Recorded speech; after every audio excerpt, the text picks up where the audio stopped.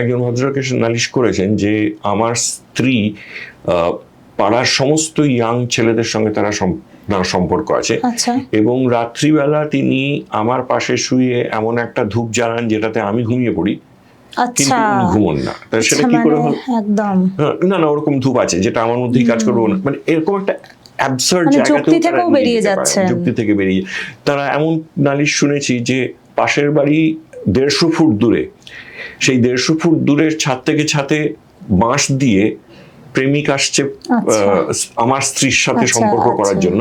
এই ধরনের অ্যাবসার্ড পরিস্থিতি আমাদের প্রায় হ্যান্ডেল করতে হয়, এবং তারা খুব কনফিডেন্টলি বলেন আমি একদম প্রমাণ করে দেবো যে আমার ওয়াইফ বা আমার স্বামী তার সমস্যা আছে, কিন্তু তারপরে করতে পারেন না, মানে প্রমাণ বলে যেগুলো তারা নিয়ে আসেন সেগুলো আরেকটা লোকে প্রমাণ বলে মানবে না, কিন্তু তাদের কাছে সেগুলো সম্পূর্ণ ধ্রুব সত্য।